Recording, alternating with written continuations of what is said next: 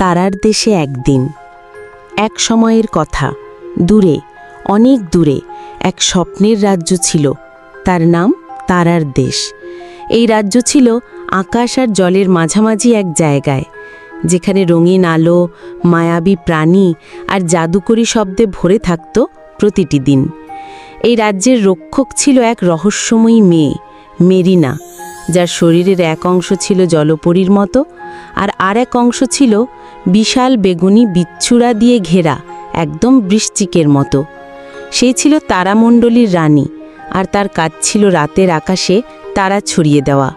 তার চোখে ছিল নক্ষত্রের ঝিলিক, আর তার কণ্ঠে ছিল এমন এক সুর যা শুনলে নিস্তব্ধ রাতও গান গাইত।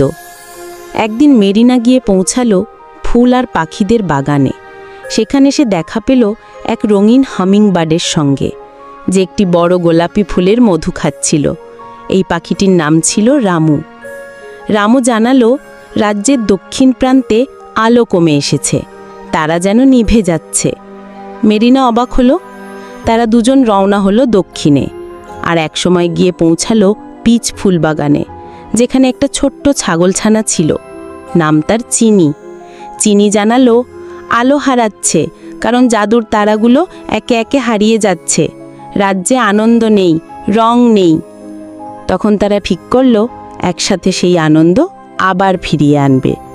তারা চলতে চলতে পৌঁছে গেল আলোদের জঙ্গলে, যেখানে ছোট ছোট পরীরা লণ্ঠন হাতে নাচছিল। সেখানে তারা পেল দুটি ছোট শিশু, যারা এক বিশাল বোতলে তারাদা ধরে রেখেছে। তারা বলল, আমরা ভুল করে তারাদের বন্দি করে ফেলেছি, কারণ ভয় হচ্ছিল কেউ আমাদের রাতের আলো নিয়ে যাবে। মেরিনা কোমলভাবে হেসে বলল, আলো শেয়ার করলেই তো তা আরও বাড়ে। তুমি দিলে তোমার কিছুই কমে না, বরং নতুন বন্ধুত্ব তৈরি হয়। শিশুরা বোতল খুলে দিল, আর একে একে তারা উঠতে লাগলো আকাশে, যেমন তারা এতদিন পর মুক্তি পেয়েছে। সবাই আবার একসাথে রওনা দিল নীল হ্রদের পাশে, যেখানে একদল রাজহাঁস সাঁতার কাটছিল। আকাশে তখন তারারা জ্বলজ্বল করছে, পাহাড়ের পেছনে চাঁদ উকি দিচ্ছে, আর জলের উপর পড়া তারার প্রতিফলনে রাজ্যটা হয়ে উঠল এক স্বপ্নের মতো।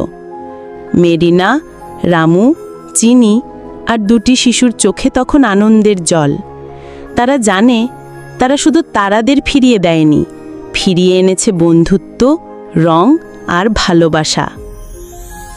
শেষে সেই রাতের পর থেকে তারার দেশে আর কখনো অন্ধকার নামে না, কারণ এখন সবাই জানে আলো একা একা জ্বলে না, তা জ্বলে ভালোবাসায় আর বন্ধুত্বে।